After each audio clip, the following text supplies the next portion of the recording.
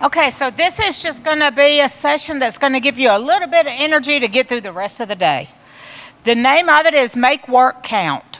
So we're going to look at 4 points that can kind of help us get through our day, and also how it can help us build our teams and get them through their days. We're going to look at how to choose your attitude. We're going to talk about inspiring others, also being creative, and enjoying the journey. So everybody should have 3 things that we gave out: a piece of yarn, a Sharpie, and some people think this is a washer, but it's like a silver little disc thing. It looks like a washer, but I can assure you it's going to be a lot different when we're done. Does everybody have all 3 of those? All right, then we're going to get started. Now, the first thing is to choose your attitude. So I want everybody to stand up for a minute.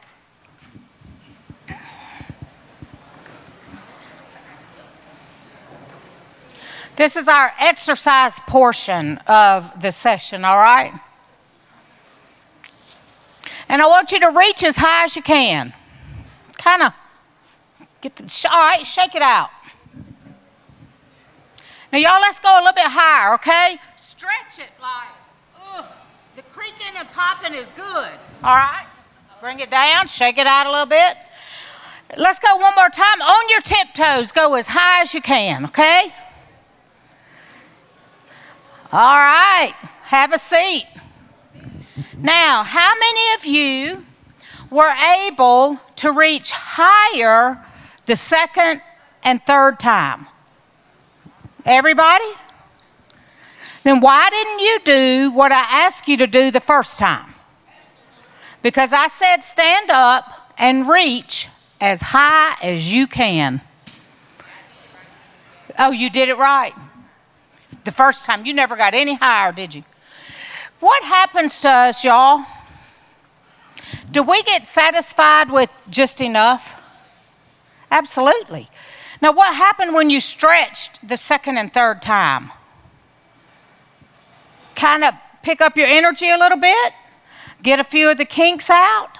So when we think about stretching ourselves, think about how we have to kind of stretch ourselves every day in order to maintain a positive attitude about what we're doing. Does that happen?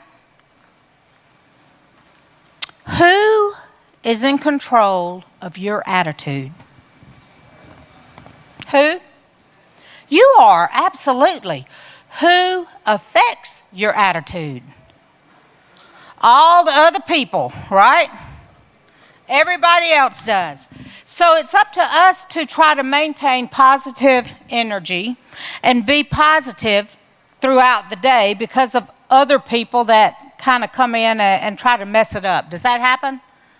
Now, what are some things that y'all do right now to maintain positive energy? What was it? Drink? A Jack and Coke. That helps a lot, doesn't it? What else? Does anybody listen to music that kind of helps you? Yeah. Pray, divine intervention. Anybody use that to get through the tough parts of the day? Or really just talking to somebody else maybe sometimes can help us a little bit? Well, it's up to us to maintain that positive energy. Now, one thing I do every morning when I get up is I generally post one positive thing on Facebook every day. Just one thing, and that's it. And I don't ever really put anything else on there all day, but I do put one positive something up there. I think one day this week it was live for your eulogy, not your resume. And always just be nice and kind. Because if we could all be nice and kind, then that would make this place a whole lot better place to be in. And sometimes we lose sight of that. But my thought is if I can start my day with one positive thought, then that can get my day started right. Now, Admiral William McRaven was a speaker at the University of Texas graduation several years ago. And he was talking about how you have to start with something positive every day. And what he told everybody in that graduating class was, make your bed every day. Now, how many of y'all do that? Not me, okay. I do, but I have been doing it, and really for the reasons that he said. First thing he said was, if you make your bed every morning, you have already accomplished something. Second, when you get home at night, it's always better to come home to a made bed than to have to make it then. So make your bed. Do something positive so that you can tell people, I'm already fine. I've already accomplished something today. I was able to get up and make my bed. Now, the other thing about our attitude is, I think that the words we choose can affect our attitude. Now, we hear people all the time that are always negative. Nothing is good. Nothing's ever going to be good. It's always going to be awful. But I truly believe that the words we choose can change our attitude. So we're going to look at 4 words, and we're going to change them so that we can kind of think in a more positive way. Now, the first word is angry. How many of y'all have ever been angry? What makes you angry? Do what? Oh gosh, bad drivers. I can't stand it. I drive from Madison to Raymond most days during the week, and it's early. And I don't know where the sightseers on 220 are going, but they're on the inside lane going about 40, and I'm trying to get to work. And I don't know, they use a lot of hand signals when I go blowing by them. I just kind of let it roll though, because I made my bed. All right, what else makes you angry? Life can make you angry. Children, anybody got children? Spouses? It's a lot of stuff can make you angry, right? So here's the deal. We're going to replace the word angry. From now on, I'm not angry. I am disenchanted. Disenchanted. Just think about it. It's just not quite working out like I thought it would. But it sounds a lot better than being mad. Now, the second word is nervous. Do any of y'all ever get nervous? What causes you to be nervous? Do what? Wait, do what? I missed it. Yeah, people not going to court. Just, again, other people that we can't control, right? The number one fear of adults, public speaking. I didn't get that fear, but I don't like snakes and clowns. But I'm okay with public speaking because I've done it enough. But there are things that scare us, things that make us nervous, things that we really don't want to have to do. But here's the deal. From now on, I'm not nervous. I am energized. I might be shaken, but I can turn it into positive energy. Now, the third thing is stressed. Have any of you ever been stressed? Is it still those other people? Just the unknown sometimes stresses us. There's a lot of things that can add to stress. But here's what we're going to change that with. From now on, we're not stressed. We are blessed. Now, y'all think about how many people would love to be where you are right now. Would love to be doing what you do. Would like to maybe drive the car you drive or be in the position that you're in. And we are so blessed that we have what we have that we lose sight of that sometimes. So from now on, we're not stressed, we're blessed. Now, the last one, this is my favorite one, overwhelmed. Has anybody in here ever been overwhelmed? What overwhelms us? A lot of stuff happening at the same time. Overthinking. What about other people's deadlines? People that don't do what they're supposed to. I'm telling you, this is my favorite one. From now on, I'm not overwhelmed. I am in demand. People need me. And as long as people need me, it's going to be all right. Now let's practice our new words, okay? I'm not angry. I am disenchanted. I'm not nervous. I am energized. I'm not stressed. And I'm not overwhelmed. I am in demand. Your words can absolutely change your attitude. Now, y'all, you know, we've heard always that if you'll count to 10 before you respond, that usually your anger and your being overwhelmed can come down a little bit. I can assure you by the time you remember these new words, 10 will have come and gone. So just keep in mind, our words, how we choose to communicate with others, can absolutely change and affect our attitude. Now, the second thing we're looking at is to inspire others. Now, how many of you can think of someone who inspired you to do what you do today? We got somebody? Who was inspired to do what you do? Oh, y'all just fell into it. Oh, the boss. Who was your boss?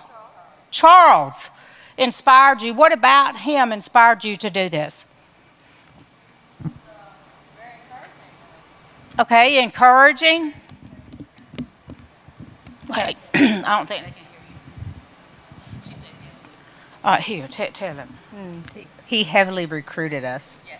Oh, made promises. Oh, okay. Heavily recruited, she said. A good trainer. Anybody else that was inspired? I'm going to tell you who inspired me to get an education. Hold on. Humidity after all that rain yesterday is awful. Have y'all been outside? It is bad. Real bad. But that's okay. Because I'm not going to be overwhelmed by it. Now, when I was in 7th grade, I went to junior high. Now, some of you might have gone to junior high. Today, they don't have junior high. They have middle school. Y'all with me? How many of y'all went to junior high? I mean, it was 7th, 8th, and 9th grade when I was in school. And the year that I went in 7th grade is the year they decided that they would mix the elective classes, like the PE class, shop, home ec, those kind of things. They mixed them with all 3 grades. So there was 7th, 8th, and 9th graders in those classes. Well, in our PE class, for whatever reason, my sister that's a year older than me was also in that class. Now, Pam was real athletic. I was a cheerleader. That was before that was like competition stuff and all. But I was a good cheerleader. And she was real athletic. But think about it back in the day, whenever we did team sports in that PE class, how the PE teacher would pick the best players to be the captains. Y'all remember that? And then they would line the rest of us up on the wall. And then the 2 captains got to pick, right? Yep. And so Pam and I rode a 2-seater bicycle to school. Now, not everybody had one of those growing up, but we did. She always had to drive. I was on the back. And on the PE days, we knew that it was going to be PE day. And I would ask Pam, hey, if they pick you to be the captain today, would you mind picking me somewhere in the middle? I'm not saying pick me first, but just don't let me be one of them last ones standing on that wall. And my lovely sister would say, girl, no, I don't want you on my team. What a great sister. But here's what I knew to do at that point, and that was pick my feet up off the pedals on the back of that two-seater bicycle and let her take us on in. I thought, you think you're not going to pick me? Well, I'll make this a harder ride for you. Now, here's where I got inspired by someone. So my junior high PE teacher was Linda Hughes from Greenville, Mississippi. Solomon Junior High School. I adored her. She was always so happy, always so nice, always fun to be around. But what Linda did was she told me one day, she said, now, Gay, don't ever let it bother you to be on the last group on the wall. Don't let that bother you. She said, because they always save the best for last. Now, I learned two really, really good lessons from Linda Hughes. One, she could lie real good, because I knew I was no more closer to the best than anybody other than the two captains up there. But two, no matter what, make people feel good when they are around you. And every day when I would leave that class, I felt fine about whatever order I was in, whatever we did that day, because of Linda Hughes. I took science with Linda Hughes as well. Now, whenever I was in 7th grade, in my mind, I thought, I want to be like her. I'm going to be a PE teacher and a science teacher. 7th grade, I never changed my mind. My undergraduate is in health physical education, and my minor was in science. And for a little bit, I taught. But it was all because of somebody that made a difference, that treated me differently, or that was always positive about whatever the situation was. Somebody that inspired me to be like them. I even did my student teaching with Linda Hughes. Several years ago, I was doing this presentation in Tupelo, and when I got through, I told that exact same story. I got through, and a young lady came up to me, and she said, Linda is my aunt. Now, some of y'all might know who I'm talking about, Linda Hughes, and her daughter ran into a little trouble, and she is, I think, she is in prison for life. But I knew a little bit about it, but not enough. But this girl came to me. She said, "That's my aunt." She said, "And I've got to tell her that you used her as an example. And I also just need to reach out because our family has been so divided. And you've made me really see that it shouldn't be." That evening on my way home, Linda Hughes called me. And she said, "Gay, you never know who you're talking to. Because today you made a difference to my family. And now we are on a road to mending some fences because you shared your story." So think about it. The people that inspired you to do great things, do they know? Do they know how much they inspired you to be who you are and do what you do? If they don't, it's never too late today to let them know. Now also, when we look at inspiring people, one thing about Linda is she was very enthusiastic about what she did. No matter what, she was always happy, always bubbly, but always just real enthusiastic. Now I want y'all to write down the word enthusiasm. It's ENTHUSIASM, just in case. Now, I want you to look at that word and think about back in elementary school at some point where we learned to divide a word between the root word and the prefix or the suffix. Y'all remember that? Drew that line. I want you to draw a line between the root word and the suffix in enthusiasm. And tell me, somebody tell us, where would you draw that line? Between the S and the I. Everybody agree? Circle the root word. What's the root word? Enthuse. Enthuse. Now, when you see someone who is enthused, what do you see? Positivity. What? High energy. What else? Smiling. Confident. Happy. Energetic people. Right? Now, y'all, if you go to work Monday and you are high energy, confident, energetic, smiling, they're probably going to order a drug test. Right? Think about being enthused. When you got the jobs you have today, were you enthused, glad, thankful that you had a job, ready to roll? Do you still feel that way today? You ask a child to draw a horse, and they will say, absolutely, I can draw one. Now, y'all, they're going to draw something that no more looks like a horse. But what are we going to say when they show it to us? That's so good. I see that little horse. If I close one eye, squint with the other, I got it. I see it.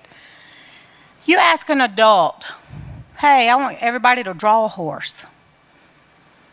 The majority of adults will say, I can't even draw a stick figure. Y'all, what happens to our enthusiasm, our willingness to try? We lose it because people start telling us we can't, or we shouldn't, or that's not going to work. But we need to really regain that enthusiasm. Now let's look at the ASM, the I-A-S-M. What does it mean? Anybody? I don't really know either. The real meaning, but I have my own meaning. To me, in the word enthusiasm, the ASM, the I-A-S-M means I am sold myself. I am sold myself.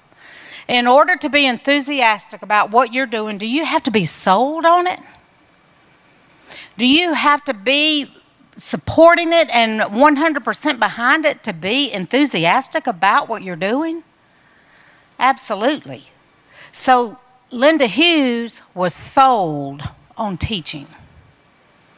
We can all be sold on what we're doing to make a difference to others. Now, the other part of it is that I think Linda Hughes was a little bionic. Now, how many of y'all remember the Bionic Man? What made him bionic? Y'all remember? I mean, y'all know that was a long time ago, but he had that accident, and then they put computer chips in him, didn't they? Rebuilt him. And they put one in his arm, and he could lift a house, right? And one in his eye, and he could see from here to Memphis, remember?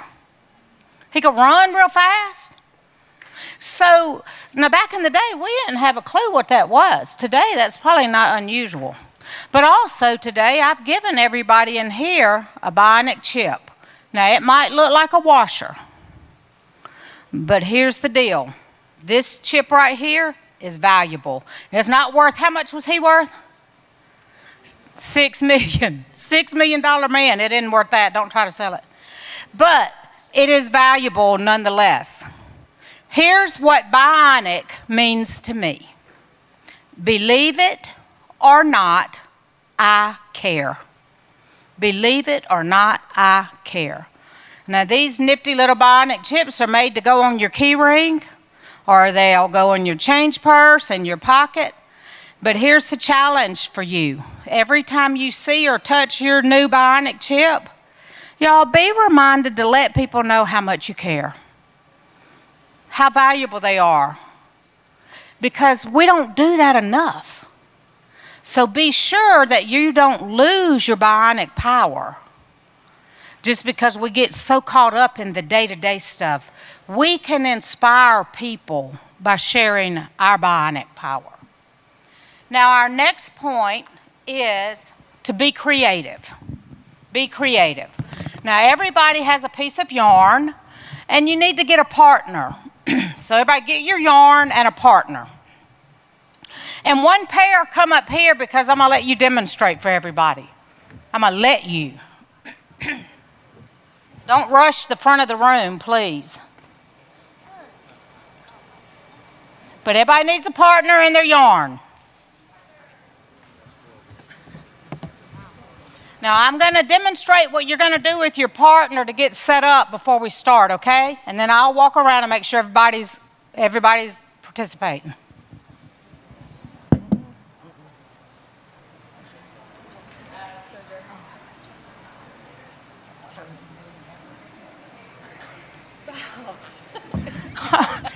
All right, I'm going to start with Tony right here. What you're going to do, one of you get your string, and you're going to tie it around your wrist. Now, don't tie it so tight that it cuts off your circulation. I do have scissors, though. And don't tie it in a little bow. Just tie it in just like a little double knot that would slip off after a while. They're kind of like handcuffs. You familiar with them, Tony? I'm not. Uh-huh, that's what they all say. They all say that. Are we supposed to be Only expecting? No, yeah, I'm going to show you how to do yours. I'm not saying my husband ever did. You said your husband was never good with handcuffs? Is that what you just said? I think I heard that. Hold your hands up over your head. All right, so one person in the pair is going to be just like Tony, okay? All right, turn it. Now turn and face your partner. I'm going to get on the back side. No, that ain't no washer, girl. That's a bionic chip. No, that's a bionic chip. Y'all don't be trying to, don't be talking about a washer. I thought it was had to go on here. We're going to make some kind of mace chain. No, we ain't doing Some that. money. All right, face your partner. Hold this in that hand. And what you're going to do is go on and tie it around one wrist. All right, step up right here. Drop it down between your partner and your partner's string and tie it around the other wrist. I'm not limber.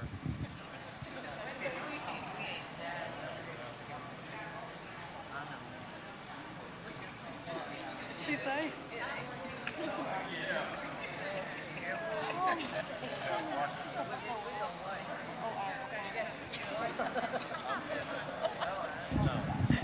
All right, you keep yours straight across. This is how y'all should be. So come on, let's get moving so we can all get tied like this. They're going to hold it for just a minute.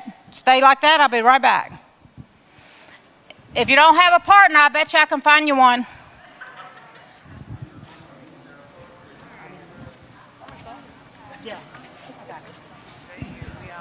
Come on, we need some partners over here. I bet he will. Y'all went to Alcorn together. God, get a partner. Does anybody not have a partner that wants one? I bet I can find you one. You want a partner? He said, not me. You got to have a partner. Nah, that ain't gonna work. That ain't gonna work.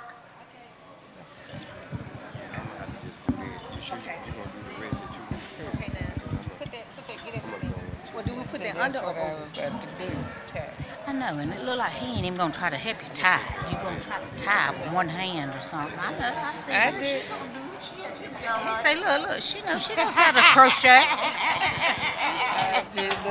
I was trying to tie her. She told me, no, do this now.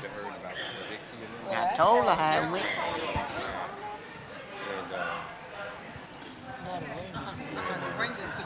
That's crazy, man. I don't understand. Yeah, I tried to. All right, once you get tied to your partner, let me know. Cross Tamika. That's what I thought. Put it under. Tamika tie you into your wrist. Oh, you ain't got no string, though. Now you get that. I said Tamika tie her to wrist.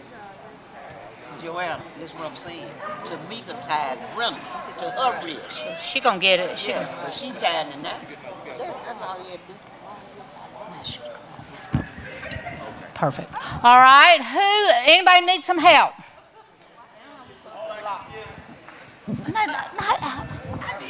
What is it, ma'am?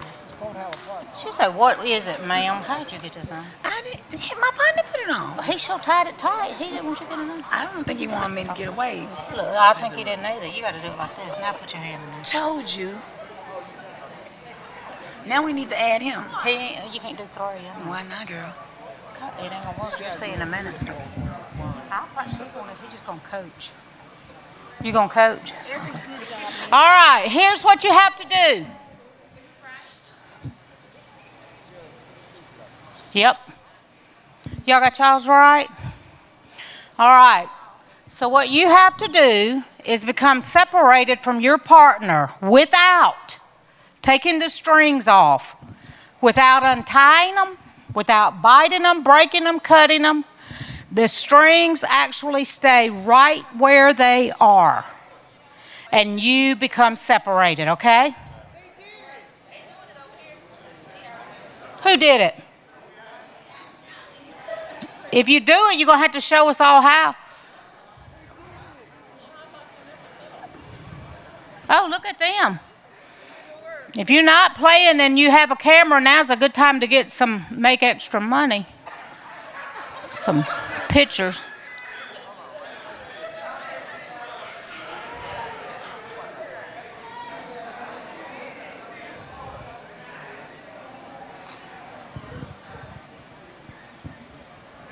Y'all are doing good. Maybe not. Are they tied right?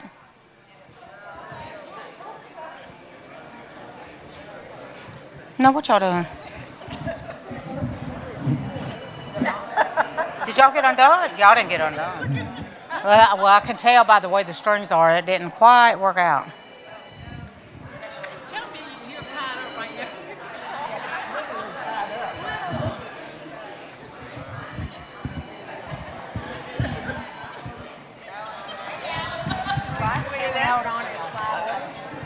And then y'all each go show somebody else how. Okay. Wait, I can't see what you're doing. Yeah, what'd you do? Oh, you put it through that. You put hers through mine. And over here. Oh, we got somebody out up here. They're going to come show y'all how.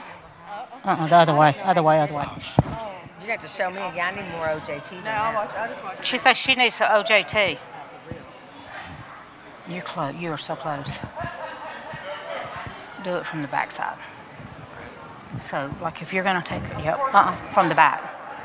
So take it from here to under here. Oh, yeah. And then over there. That's how you do it in Boy Scouts. Now y'all go show somebody. I don't remember what you did. I don't remember exactly. So you took both of them together and why? I did. I took yours, mine. So like I had mine, and I took yours and slid it underneath mine right here, and then over my wrist. But slide it from the back side like that and over.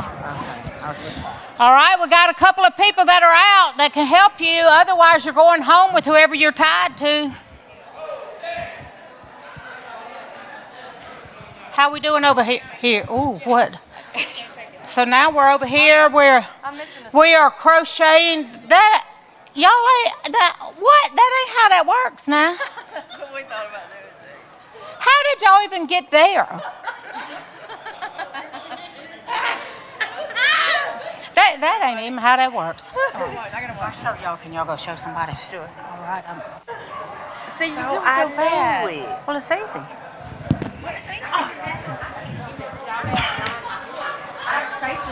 They got to get theirs back on right because they swapped it like I said. You don't take it off your hand. How did y'all even get there? Hold on. Stop. Come back. Let me see. All right. Put it back. Hands like that. There you go. Y'all can't be like this. But they're swapped around. Y'all know those special people everywhere. I'm telling you. Y'all sure did. Take that, slide that off, and slide this. Thank goodness y'all didn't cut off your circulation with it. Now here's where the problem is. Now, I look. leave that one on. It's, Now put this on that wrist. So now you should be just connected to yourself. You go, well, hold on now. Drop yours down between there. And now put it on right there. Oh, gosh. You're working me. I might have 2 drinks. Stay positive, girl. I could be. I told you, it's some other people. This is how you do it right here. Bingo. Woo! Thank goodness. All right, is anybody still tied up? Now we have several people that know how to, well, no, several people that are untied, but I don't think they can show y'all much.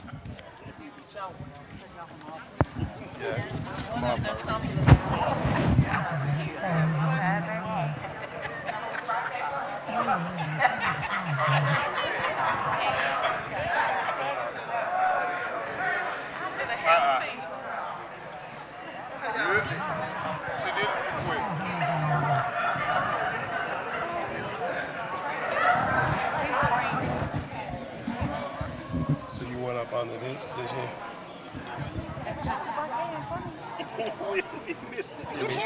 I mean, what I did, look. You had me all up under there. Well, okay. Get yours back on. Just hold it, kid. All right, now, you take, it does not matter which side, but if you're going to do it, you're going to take the one that's on the inside, so yours, bring it underneath by his wrist and over Okay, that's his hand. his hand. yeah. Okay. Like magic. A little bit like magic. All right, who's still, oh. All right, And do it slow so you can see. do it what? Slow. Okay. You did it so fast. Through there and over his hand. Whew, whew. Get my steps in. look, you getting me, look, me too. This is it, look at. Look at right there. That's it. What you just do? Well, I just put it through there. Slide one on my, slide this. Which one of y'all got it? Why y'all got it tied so blue? You tied. Yours is gonna come Mine's off. too Now tight. look, see, look. She tied it. I told See, her. that's why it came off easy. I tied. Put your hand back in it. You said that's why I came out, cause you tied. All right, so it does not matter which side. Ooh, wait, okay, yeah. So let's just say we're gonna do it this way on this one. If it's on the inside, then you know you've got to do it over, from the back side and under like that, just like that. Yeah, there you go. Whew, is anybody still tied up? Because my time's almost up, and if I had to leave y'all in here tied up. Now, here's what happened. Keep in mind, we were trying to be creative, right? This is what happened. Some of you said to your partner, you need to step through right here. Right? And they did. And you did this little turnaround thing, and you were right back where you started, right? Well, then you got real smart. And you said, oh, no, I need to step through first. What's the definition of insanity? So we just proved that there's some people in here that might be borderline right there. Now, nobody said, can we do it? Nobody said, can you actually do this and it work?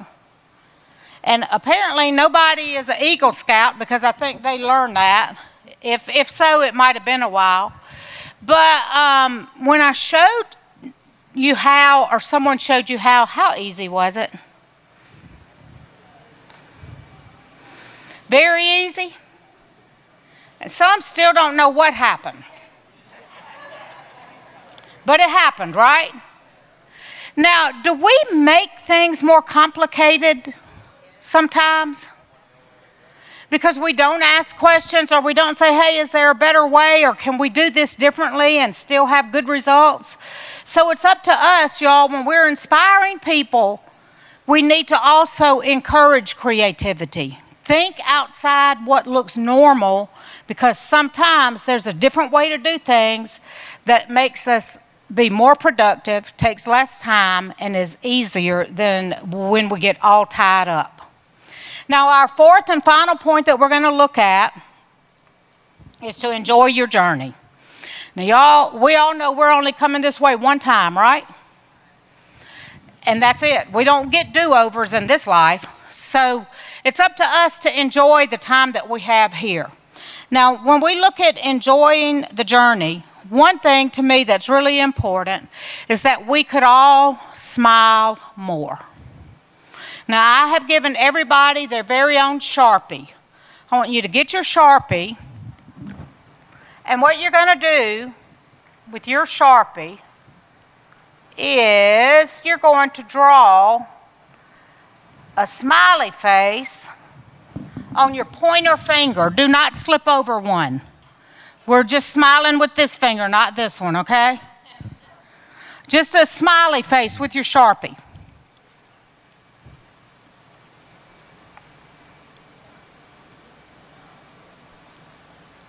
Then I want you to share it with the people at your table, people sitting by you. Let them see how artistic you are.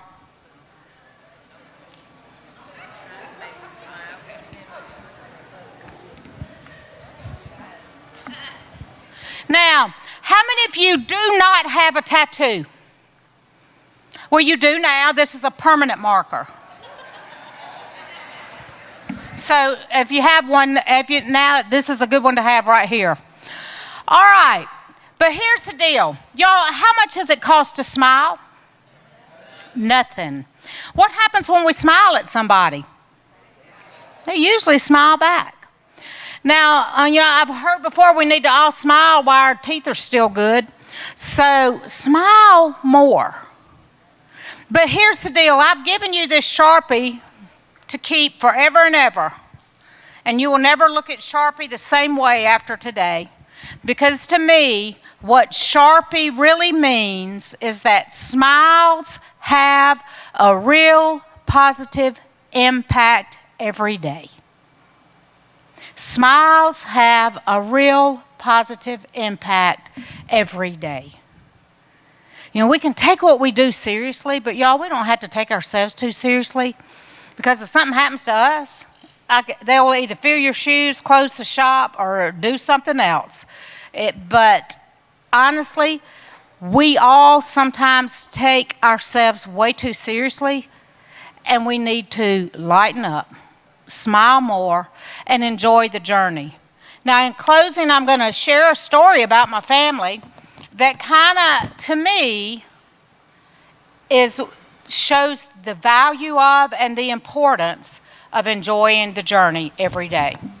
Now, there are 5 children in my family. My mother had 5 children in 6 years. No duplicates. She just had 6, and we're not Catholic. But so we all were back to back. And so in school, we were all, stair-stepped in grades. Everybody knew everybody else's business because, I'm in the very middle, so I was either had behind 2 sisters or ahead of a sister and brother. So I just kind of was in a bad spot, but I wouldn't trade it for anything in the world because it was a pretty good spot to be in.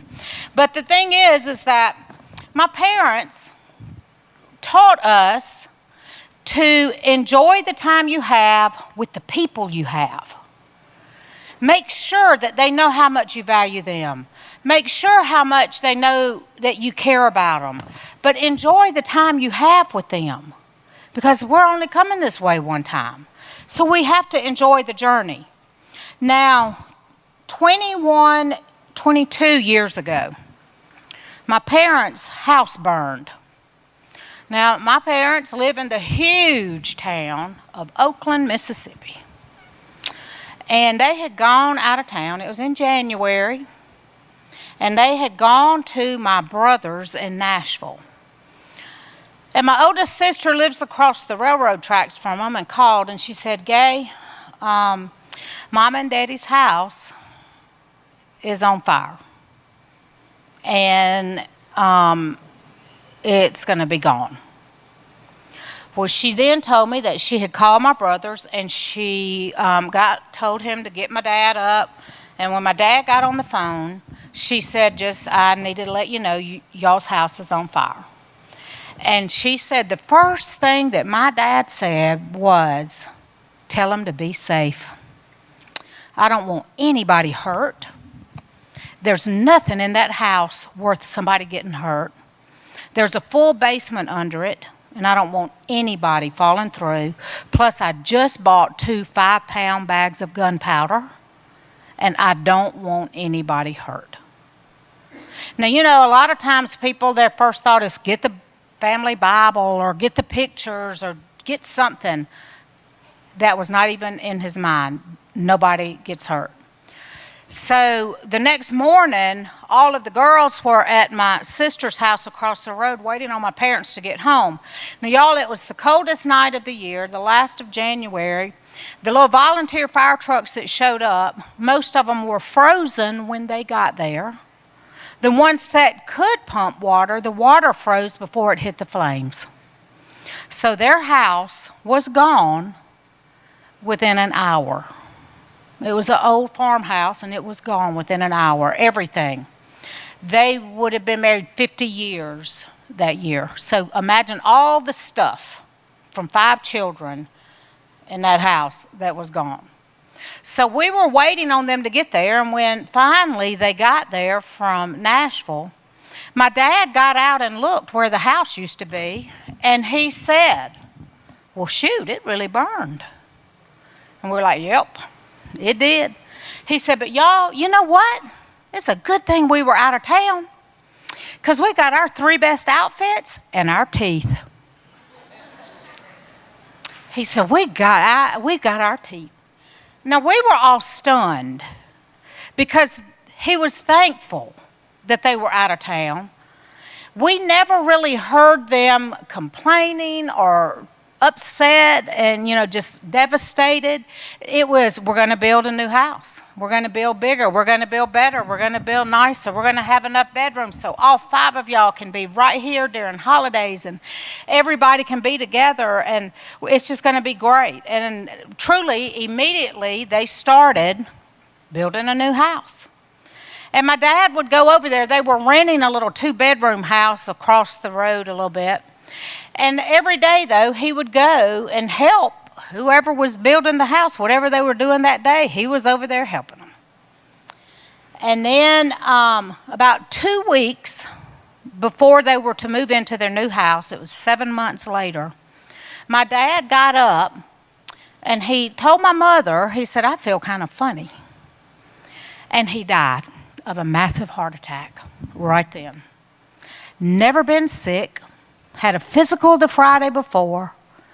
Excellent health for a 66-year-old man. And he was gone. Y'all, we were devastated. My grandfather lived to be in his 90s. The expectation was that my dad would too. It just had a physical. He was in great health. But he was gone. And you ask a lot of questions when you go through that. And the why, how come? This is just crazy that he would just be gone. And we were devastated. But we got to the visitation, and that's when it kind of all became clear to me. As we were standing in that line, people would come through, and they would say something like, hey, I poured the concrete for that house your dad's building. I just had to come and let you know what an amazing guy he was. He was so kind. He was so appreciative. And I just had to come by and let y'all know. And then in a little bit, somebody would come through and they'd say, yeah, I drove the truck that dropped the lumber for that house that your dad's building. And I just needed to come by and let y'all know what an amazing person he was. We don't see that every day in our line of work. Everybody that had anything to do with building that house came through that night, not knowing all of us, but because they knew my dad. And that's when it kind of clicked with me. It's not how I feel every day that's going to make a difference, but it's how I make others feel that will have the biggest impact when I'm no longer here. So keep that in mind as we're moving forward. Make every day count. And be sure that we are inspiring people, we are choosing our attitude, we are creative, but most of all, we're enjoying the journey. Thank y'all for having me.